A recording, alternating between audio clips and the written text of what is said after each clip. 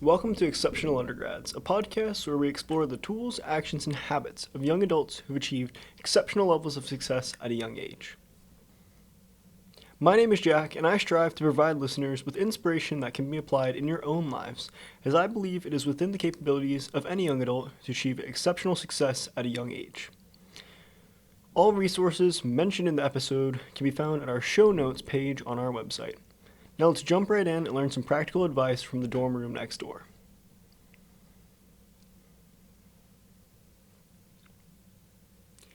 Today I welcome Gabe Williams to the show. Gabe is an undergrad at High Point University, majoring in finance with a minor in sales.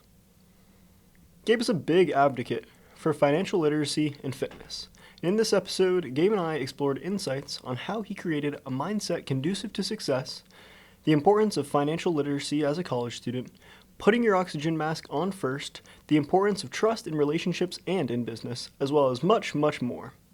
Without further ado, ladies and gentlemen, Gabe Williams.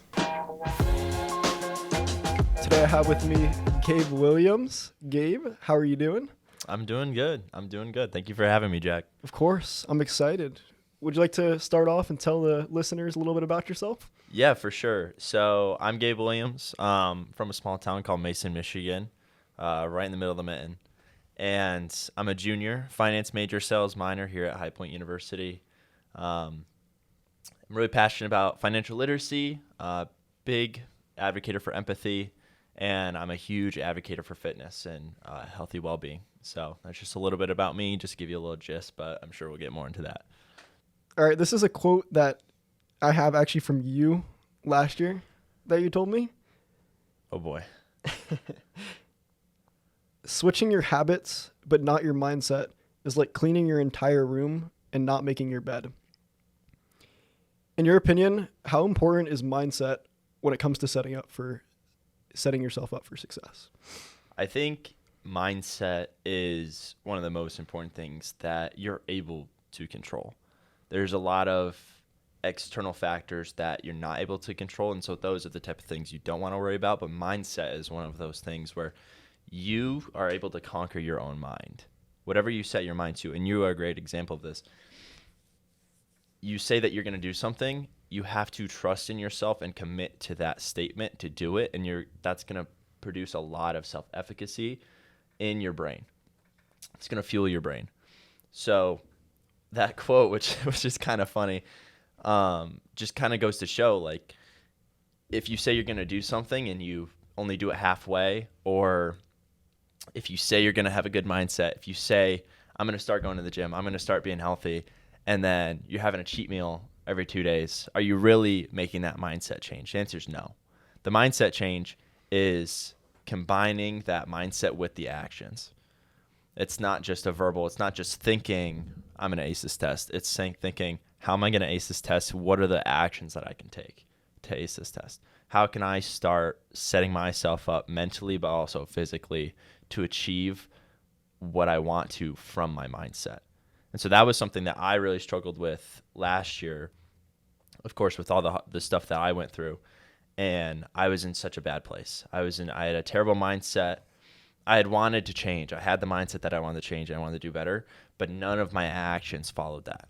And so what I needed was a change of an environment. So when I went home over the summer, came back, changed my mindset completely.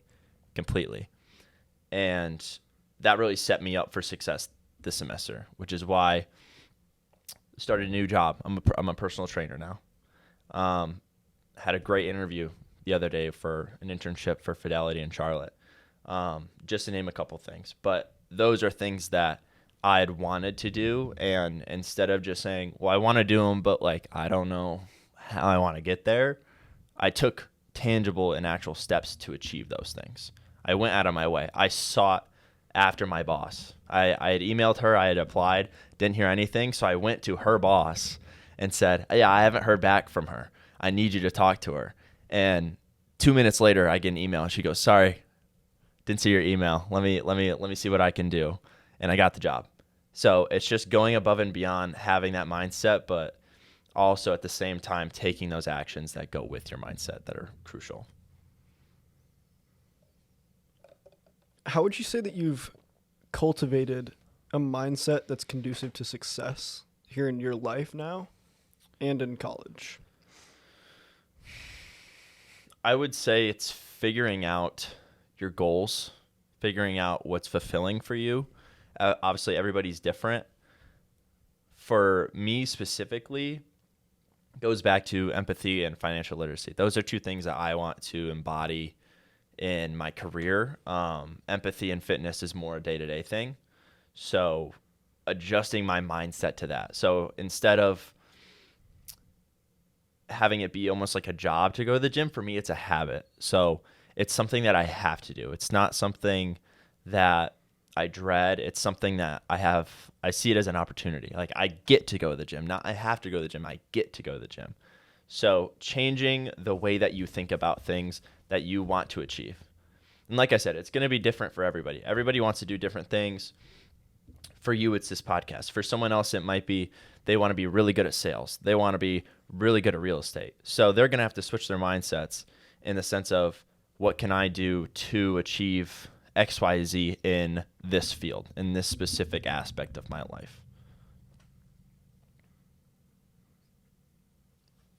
For financial literacy, how would you say that you shifted your mindset to become more financially literate, or should I say financially responsible? Mm-hmm. That's something that many people in college kind of struggle with, I'd presume.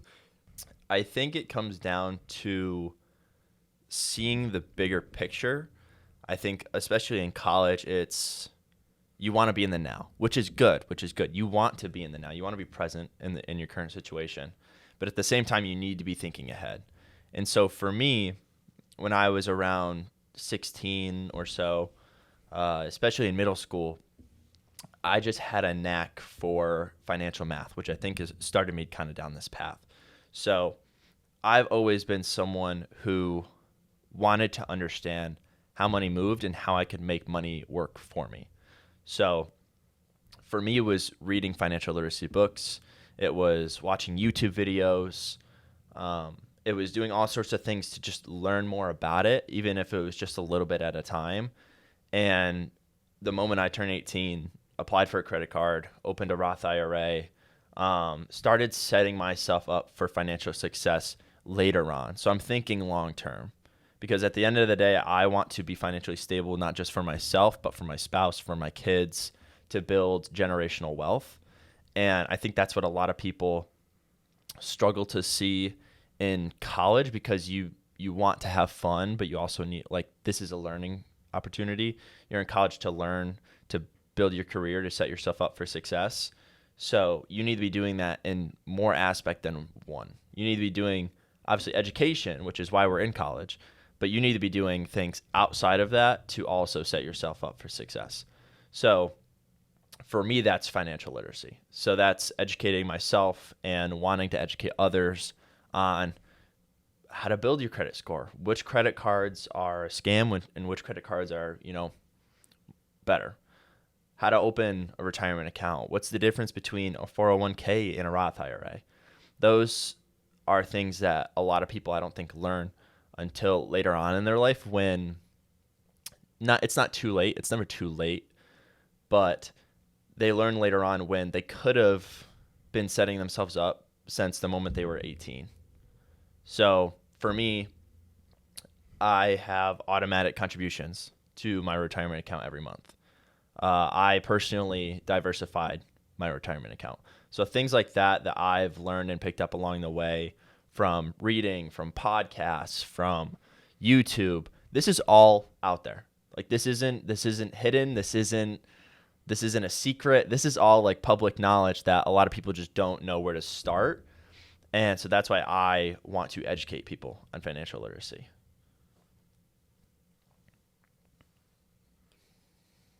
How would you switch your mindset to become more forward thinking? You mentioned multiple goals about how you want to be financially free and set up a good life for your spouse in the future and children. What switched that mentality in your life? I think it comes from experience, but also the values that you're instilled with. I grew up, thankfully, that my parents are still together, so I grew up in a very solid family. My family's very close. And so that's something that I've always wanted and always strived for. And especially having three older sisters, I'm the only one in my family that can carry my last name. So it was just something that I had always wanted to be. And so like I've always strived to be a good father, in the sense that like clearly I'm not a father yet, but I want to embody the values now that I would want as a father. I want to be and instill the values in myself that I would want to instill in my kids, because it's not fair for me to go through my life and not be disciplined or not set myself up for financial success and then harp that onto my kids, because that's not fair to them. Like they didn't ask for that. But if I learn those values now and I understand the importance of them, then I'm more able to teach my kids that. I'm enabled to instill those values into my kids because I myself have had that mindset change and reaped the benefits. So it's not just, hey, here's something good that I think would help you. It's here's something that I did. Here's the benefit that it had on not only my life, but your life as my child. This is why I want it for you. This is why it's helpful. This is why it'll make you successful. This is how it's going to set you up for your future. So I think it goes back to seeing that bigger picture, being able to look long term and make the decisions now to use that almost compound interest on yourself as an investment and reap the benefits later. I had this conversation last night with a couple of my housemates. We were really talking about values. We were getting pretty philosophical. And what do they tell you to do when the plane's going down? What do they tell you to do with the oxygen mask? You put on your oxygen mask first. Exactly. They tell you, put your oxygen mask first, then help others. You have to help yourself before you can help others, which I think is a lot of people do not understand. There's a lot of people who just want to dive into something and automatically be telling other people how to do it, but they themselves have not done any of the trials or tribulations of that category or of that particular thing. So I think that's really important. I really wanted to just emphasize that before we move on. I love that, though. I think that's a huge testament to people who have become successful and being able to teach people stuff. If you haven't gone through the stuff yourself, it's a tough stance for you to be teaching other people because you don't have that stack of undeniable proof, like Alex Ramosi would say. If you don't have that stack of proof that you're building every single day through actions, trying to progress and make your life better by trying new things, if you don't build up that stack of proof that says, I actually have been working on this stuff all the time, I have been going to the gym, I have been meditating, I have been XYZ, to say, I actually am the person who I say that I am, it's really tough for you to go out and start speaking and saying stuff. It's hard for other people to trust you and for you to trust yourself if you don't have that stack of proof that you are who you say you are. Exactly.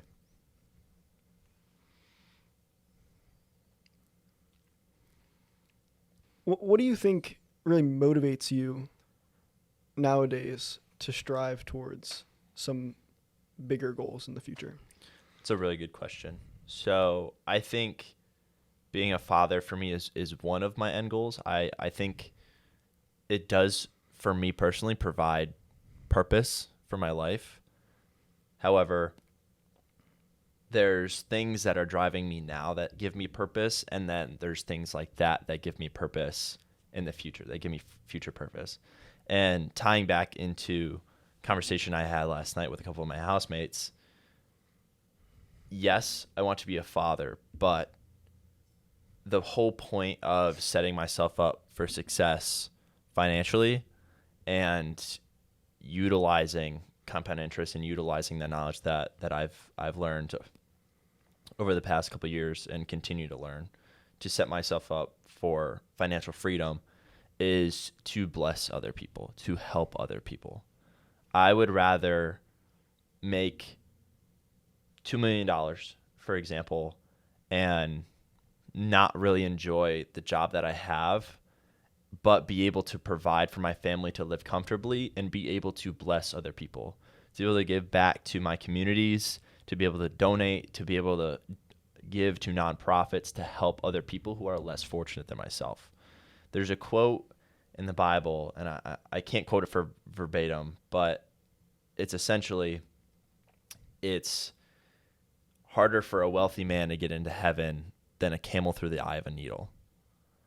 And I think that just ties back to there's a lot of people who have generational wealth who are entitled to that. You know, their ancestors, their lineage have earned that. Someone in their family put in the time, put in the work to build that generational wealth. And they might have missed out on the values that whoever started that generational wealth was instilled with, whether good or bad. And I think it's important to delineate the difference between someone who has worked for everything that they own and wants to instill those hardworking values into their kids, and someone who was potentially born into money and doesn't understand those values. And that's not to say that there isn't people who are born into money and don't have those values. I know a lot of people, especially here at High Point, who their parents are well off, a lot more well off than a lot of other people that I know. And they're amazing people because their parents have instilled those values into their kids. But unfortunately, there is kids who might seem pretty stuck up, who their parents are very well off, they've grew up very well off, and they've never heard the word no, or they've never not been able to have an opportunity because their parents had the money for it. And I think that's kind of the difference, in the sense of, I want to, of course, have financial freedom. I want to make a lot of money. Of course, everybody does. But what I want to do with that money is different. I want to be financially free, but use that ability, use that freedom to help other people and my family, not help myself. Because that's where I find fulfillment. There's no amount of money in the world that I think could give me fulfillment if I wasn't using it to give back to other people, to help other people who are less fortunate or need the help. Financing somebody that might be close to me that they need an angel investor. You know, they're really, really passionate about the company that they're trying to build. And if I'm able to help them achieve their dream, I'm physically a part of helping someone achieve what may be their purpose, which gives me purpose, which gives me fulfillment. That's food for my soul, which at the end of the day, that's what I want to die with. I want to die with a legacy, not die with numbers in my bank account. I feel like that's the difference between a lot of people. Is there's people that just want to make money, to buy private jets and to go to Cabo and Bora Bora and have all these crazy experiences. Experiences are great. I've been someone who is transitioned from wanting to have experiences with my friends versus tangible things. I've become a lot less materialistic, but there's a difference still in using your money to have selfish experiences and using your money to have selfless experiences.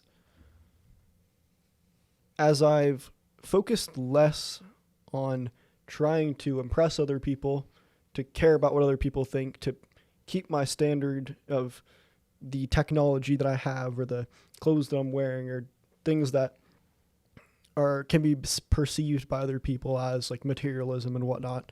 As I've dialed that back and as I've learned from the Alex Becker video of how he is a millionaire and owns nothing, I've realized that relinquishing materialism is extremely powerful. And I think that's something that has fueled my passion in terms of working on this podcast and connecting with other people.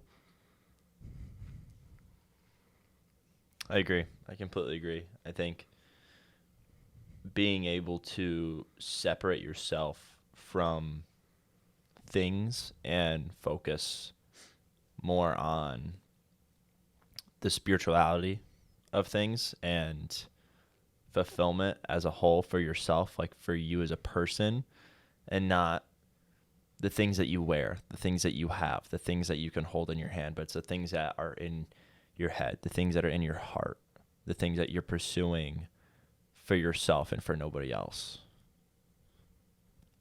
I think those are really influential, to say the least. And I think those are what separate someone from who's just rich and someone who is wealthy.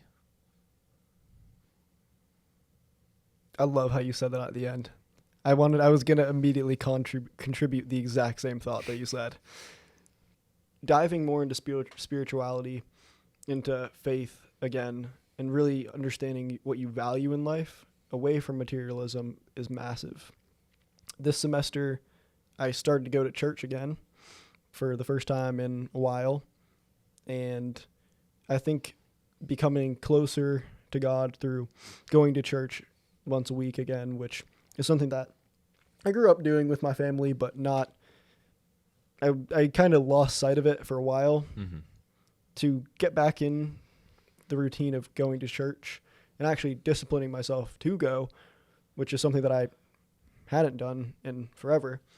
I think that's really brought out more of the sense of spirituality in my life and more fulfillment from smaller things rather than the I need to purchase things to become happy, because that's really only gotten me so far.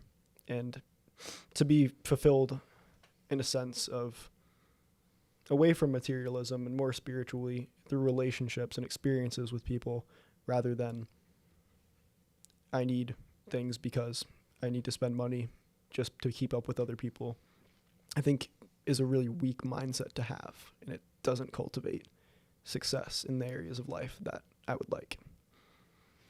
Yeah, I think people see money as there's a difference between people seeing money as something to buy other things and seeing money as a tool.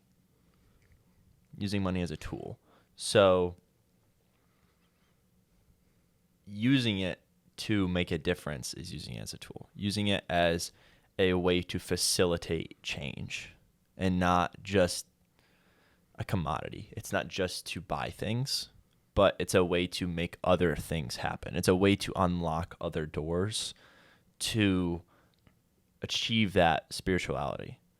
Using money for the sake of good and to go back in a selfless way is going to be so much more fulfilling than buying, a multi-million-dollar mansion. If that's your dream, that's fine. Like if you are to the point where you're fulfilled and you've always wanted your dream car, and if you have the funds to do that and you're still able to provide for your family and give back to your community, go for it. I'm not going to stop you.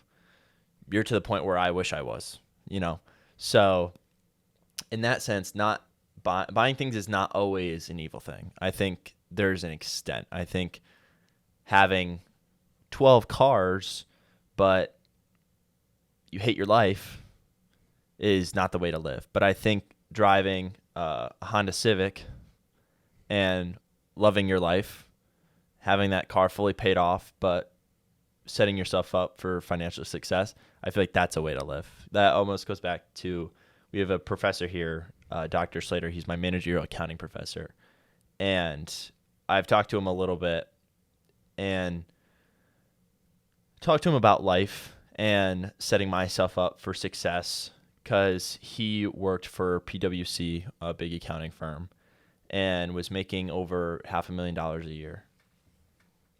And he retired in his 30s because the people under him, he achieved great success. He scaled up the ladder so fast and was at the top and worked for 4 years and then retired because of what he did at the start. while the people below him were laughing at him because of the car he drove while they were driving their Audis, he was laughing back behind their backs, of course, because he's driving his fully paid off car that he's had for a decade, and he's saving every penny. He's living below his means. He's being frugal with his money, not buying unnecessary things, to save and to have an emergency fund, to have, just in case you need at least 6 months of expenses. That's just a necessity. It's really sad that there's so many Americans who can't afford an emergency $500 expense. So having backup plans like that, but then also living below your means to save money to set yourself up later, is something that a lot of people don't do. They don't see that bigger picture. And just to kind of go back to the spirituality of things, I think doing that allows you to be more spiritual later, but also to appreciate not only where you come from, but where you are. I feel like it's harder to appreciate when you're in a luxury apartment and you're drinking a 500 bottle of wine. Of course, yes, you're going to appreciate it, but you're not really going to appreciate where you came from as much, I believe. And it's going to be harder to differentiate that experience, because I feel like there's so much more dopamine and serotonin in that, because it's so much more luxurious, that you're not going to appreciate when someone buys you a $2 card that just says thank you.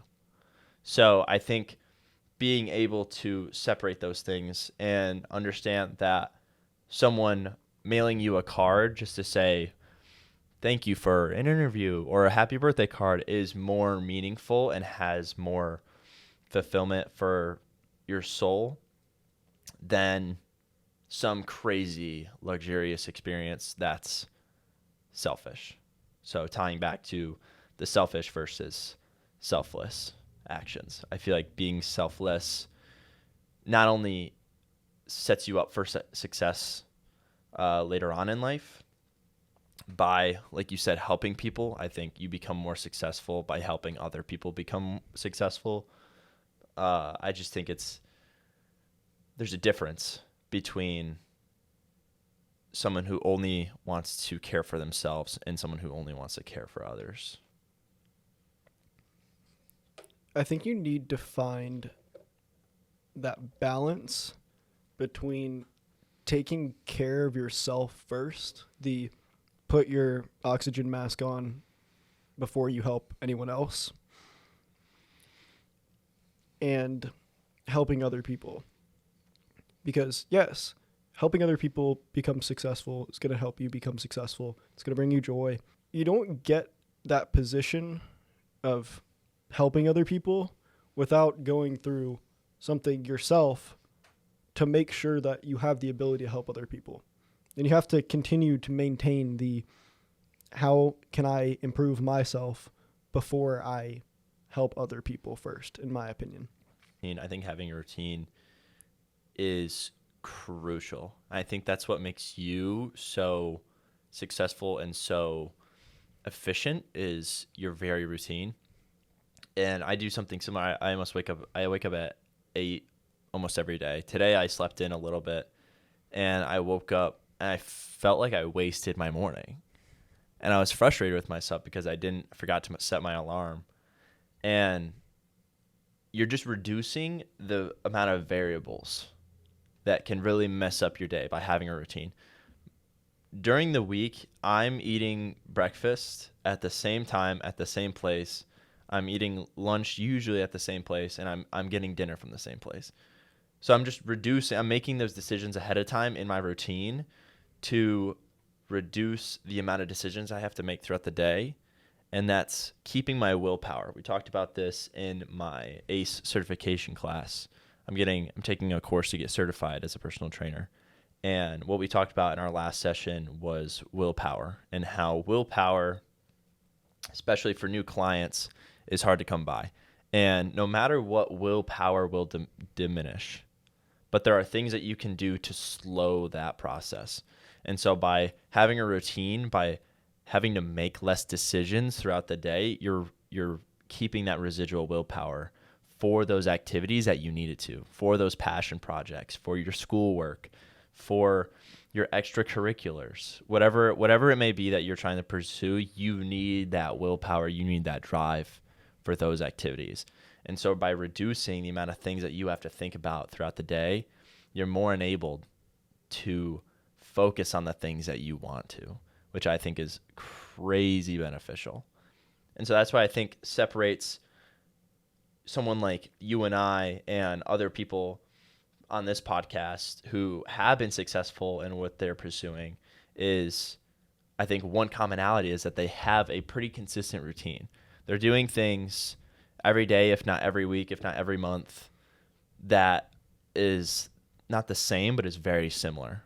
They're reducing the amount of variables that's in their day, which I think goes back to almost has a compound effect on people, because you're able to have more energy to do the things that you want to do.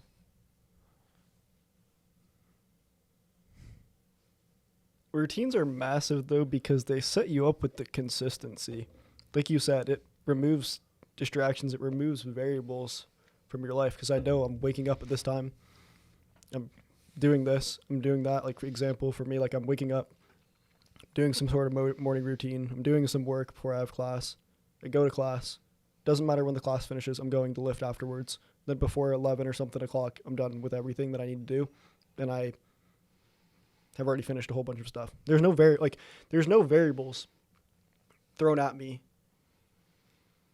during the first 6 hours of my day, because I've established this routine that I know this is what I'm doing. And you can even say a little bit more, because after I work out, it's shower and get ready and then go and eat food, like every single day. And I go to the same place pretty much every single day for food right afterwards. It retains your willpower. I do think willpower is an interesting thing, because you can take things away from yourself to make your to not have to challenge your willpower at all or test it. But being able to still test yourself in small ways to build that willpower and give yourself a few variables just in case, to make sure that you're still building this skill of willpower and not only retaining but increasing the amount of willpower that you have. I think that that's massive in terms of being able to, I think it's massive when it comes to gaining willpower and staying disciplined on the things that you know that you should be doing. Because the last thing you want to have happen is you put in all this work, and then as soon as you go out with friends one time and you haven't been eating ice cream at all, and you guys go out and everyone's getting dessert and you're getting ice cream, and you just immediately cave because you have ice cream now, or people brought something to a party and you haven't done anything. You haven't had the stuff in forever, but as soon as it's there, you immediately lose all of the traction that you've had for a while. I think a lot of that comes from peer pressure, especially in college. It is very easy to fall victim to peer pressure, and I really liked what you said there about the diet. Was a great example where, yes, you want to do things to avoid decisions that you know are going to decrease your willpower. You don't have to decide if you want to eat sweets or not if you don't have sweets. But I like what you said about training your willpower to have the option there, but be conscious about choosing not to take it. Because I think that's pretty profound, because that's something that we try to instill in our clients who have never lifted before, is we want to build up their confidence and self-efficacy to be able to go and lift on their own, that they don't need me, they don't need their trainer there to be conscious of making the decision to go to the gym, being health conscious.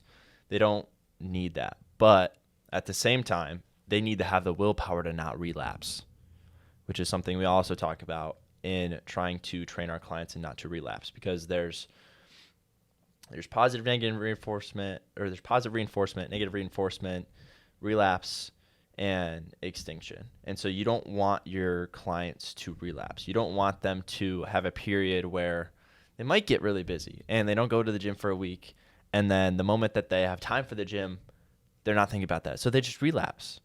And that can happen to someone who's an avid lifter. That can happen to someone who's a complete beginner lifter. But going back to the peer pressure, I think a lot of people, and I fall victim to this as well, is it can happen with drinking. It can happen with whatever it may be. I feel like drinking is a good example for us in college. I think drinking in a social setting is very normalized, which is fine. I think having a drink every now and then is not a bad thing.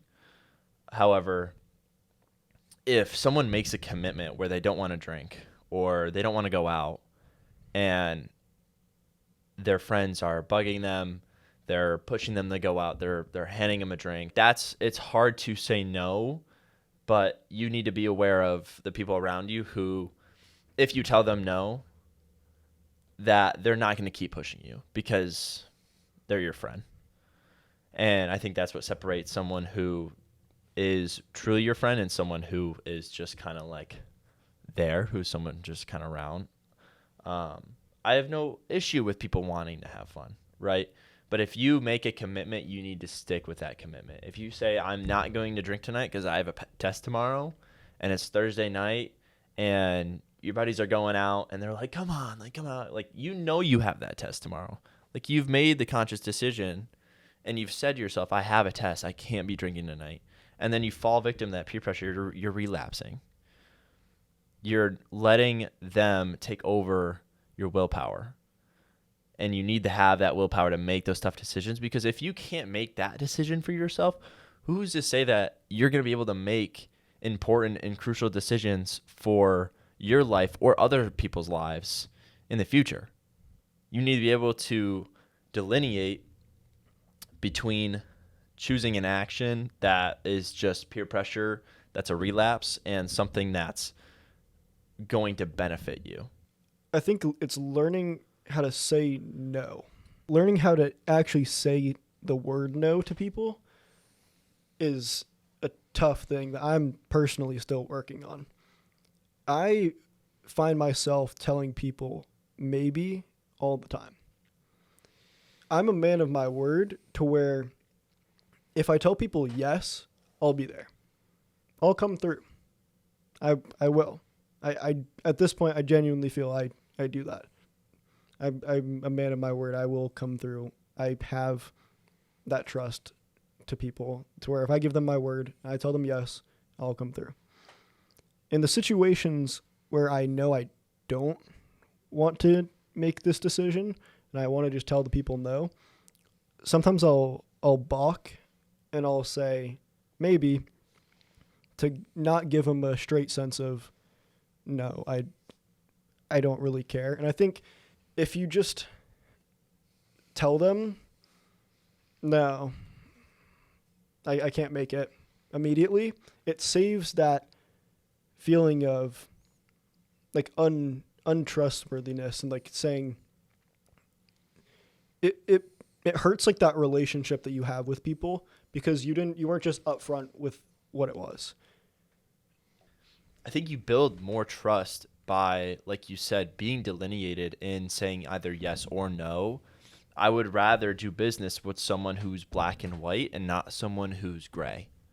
I'd rather do business. I'd rather have a friend who I know is going to either come through 100% or they're 100% not. It's hard because you don't want to lose that trust. You don't want to be someone that they no longer invite because you keep saying no because you have other responsibilities, right? So it's difficult because you have these other responsibilities and sometimes it's just an availability thing. You're just not able to. Like, you have other responsibilities, you have other things that you need to get done that take priority, which is fine. And you would hope that as someone who is your friend would understand that, And as someone who is your friend, I can absolutely understand that. I know the diligence and the work and time that you put into things. So whenever I hear the word no, I don't need an excuse from you. I don't need to hear what you're doing because I know that you're not wasting your time. It's not, hey, like, let's go get lunch, or hey, let's do this. And then you're like, no, sorry, like, I just want to finish this episode of TV. Like, then I would be upset, obviously. But I know, like you said, if you tell me yes, you're gonna keep to your word. I know that you're gonna pull through. But if you tell me no, then I don't have to worry. There's still no worry. Versus, like you said, with the maybe, there's a lot of worry. There's a lot of gray area, literally. And it's just not beneficial for either side. And this is what I want to really talk about is trust. So what does trust mean? What does trust look like for you currently, for your future? Elaborate on that for me. I'm curious. So I explained this in another episode when it comes to trust. I think trust boils down to discipline from yourself. So it's telling yourself that you are going to do something and then following through on that thing. It's about holding yourself to that standard and making sure that you establish that trust in yourself, that trustworthiness of keeping your word to yourself. That's what it's about. And that's what trust is. That's what trust is for yourself. That's what discipline is. It's holding yourself to a standard, and whatever that standard is, following through and finishing. And once you establish that in yourself and you continue to establish this discipline, this trust and trustworthiness in yourself, that is how you can then have trust and create trust in other people. Give them that trustworthiness. Level up your trustworthiness skill, you should say, to where then I know that I can be trustworthy. I'm trustworthy when it comes to you, to my relationships with other people. It starts with you setting up a trustworthiness in yourself that you work on, to where then you can give that to other people, because you know, if I can stay true to my own word, to myself, I can do that for other people. That's how I view trust nowadays in discipline. I want to hear your thoughts on that as well. So there's a speaker that he'll come here every once in a while. You might recognize him, David Horshauger. He is a public speaker, but his emphasis is on trust in business. And I remember him because I went to his speaker event and he was making a point, and the crowd wasn't really warmed up, for lack of a better term. And so he was cracking a joke, and he picked on me because he was talking about how you're more successful if you yourself are healthier, if you're you're not consuming a bunch of liquid calories, if you're physically fit, if your mental well-being and your physical well-being are both good, then you're going to be more successful. Again, reducing your variables. And he picked on me and he said, you don't need to have arms as big as this guy. And and it was funny. My ego was definitely boosted for sure. But more importantly, his take on trust within business was profound. I would look him up on LinkedIn. Great speaker, great company. Honestly, I wish I could work for the guy. Maybe one day. But his take on trust was just that without trust, there's really nothing. There's not a relationship without trust. And whether that's a friendship, that's a business partner, or a spouse or girlfriend, boyfriend, whatever, if there's not trust between those two parties, then nothing is able to happen. And for me, that's what trust is. And I agree that trust within yourself is, if not more important, is equally important, because you need to, it goes back to mindset. You have to have that mindset where you trust yourself to do the things that you've committed to. If you say you're going to walk a mile, you have to trust that you're going to find a way to walk that mile despite thinking, I don't want to do this. You have to trust in yourself that I'm going to do this no matter what. I'm not going to shy away from the things that I set my mind to. I'm going to change my mindset and look at it as a glass half full, not a glass half empty. Not, I don't want to do this, more, how am I going to do this? And what I think it boils down to for trust with other people is the trust that you have in yourself is the trust that you need to have with other people. And I'm someone who I give people 100% of my trust until I have reason not to. And then once I lose that trust within that person, if they betray me, if they do me wrong, it is infinitely times harder for me to regain that trust from that person. And this goes both ways.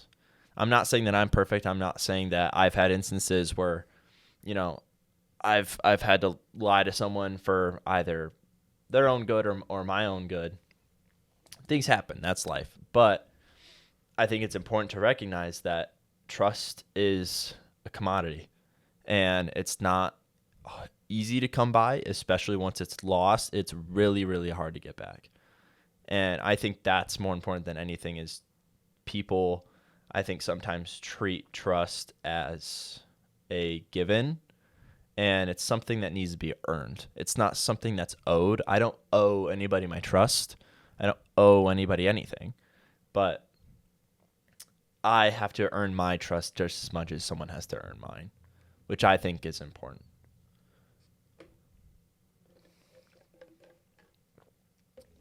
I liked your point on without trust, there isn't really any sort of relationship with people. And I'm very big with my family. I love my family. I trust them, all of my relatives and whatnot as well. And the people who I value in my life who are not my family, who are my friends, I have great trust in them. And I say that I have a good bit of friends. Obviously, I feel like I know a good amount of people. And I think I should reword that in the sense where I know a lot of people, but only a few people are really my friends. Because those are the people who I actually have trust in and who I actually care about. Right. I might know a lot of people, but I can't sit down with a lot of people and talk to them for a long time and have like deep conversations about something that I would need them to I need to have confidence in them to be able to trust them to have conversations like that. I only have those types of conversations with certain people because you never know if people are just going to immediately just expose whatever you're telling them about. I think, like you said, that trust needs to be earned as well, and you do that through them showing steps of developing discipline in themselves. Because a good example of this would be the friend of yours who says that they're going to keep going to the gym. They started going to the gym at the beginning of the semester, and then now they've stopped. They haven't kept going to the gym. How am I supposed to trust them with any sort of information that I give them if they don't even trust themselves in their own actions? So I think that's why it comes back to I have to make sure myself first, I can trust myself so I can show other people through my actions that I am a trustworthy person. If I tell myself I have to go to the gym after my class every single day during the week after my first class, and I stop showing up to the gym after a while, I won't have the best relationships with the people who I see in the gym every single day, of course. But those people, if they don't see me for a while, and then they see me eventually, and I start maybe coming every now and then or whatnot, and I'm not consistent with it, and I don't have that trustworthiness showing them through my actions that I am very trustworthy because I'm doing these things to make sure that I'm trustworthy to myself, those relationships are going to crumble and they won't trust you as well. I think that's huge. I think everything you said there is 100% true, and it goes back to how actions speak louder than words. And I mean that in the sense of to yourself and to others. I think the gym is a good example where how am I supposed to trust you on a project or trust you as a business partner when you don't even keep yourself accountable? How am I supposed to keep you accountable if you can't do that yourself? And vice versa. How am I going to trust that you're going to keep me accountable if you can't keep yourself accountable? If I had a trainer who was training me 3 days a week and they told me, oh yeah, I don't lift. I know how to lift. I just don't lift. That's like telling me that you're gonna sell me a product, but you don't know what the product is. You've never used the product before, but I'm selling it to you. I know about it, but I've never used it before. I have no personal experience with it. It's like I can't trust you. I can't trust that what you're doing is for the sake of my own good, for the sake of your own good. If you don't know what you're selling to me, if you don't know what you're doing and you're trying to put that on me, then how am I supposed to take that? You can't expect for me to do anything except be hesitant in that sort of situation and say, hold on, I know I can't trust you. I can't trust you in this situation because you don't even trust yourself. So I feel like that's hard for some people to hear, especially when it's someone who you're close to, and that was another thing that I struggled with last semester, and you know that better than a lot of people, where I said I was going to do a lot of things, and I didn't do a lot of those things. I did some of them, but there was still a lot of things that I knew I should be doing, and I was telling myself that I should do these things, and I either wouldn't do it or I would do the complete opposite. And I wondered why I spiraled out of control, which is why when I took this past summer to recuperate and to utterly change my mindset and started to do the things I was telling myself I would do. And now I wonder why I'm having such a great semester, why I'm so happy, why I'm so optimistic all the time, why I feel like I'm achieving my own personal success is because I'm doing those things. I'm trusting in myself that I'm going to follow through on the things that I want to. And that's what separates someone who's going to be successful and someone who is just going to do what they're told. Someone who's not going to be successful. Someone who's just going to be a follower and not a leader. And there you have it, folks. We hope you enjoyed another episode of Exceptional Undergrads. If you found inspiration in today's episode, head over to our website, exceptionalundergrads.com, for our show notes and more resources from all of our episodes. We're always looking for new undergrads to showcase in future episodes. If you think or you know someone who is an exceptional undergrad, please visit our website and hit the Apply Here page to fill out the application showcasing your talents. And as always, stay exceptional.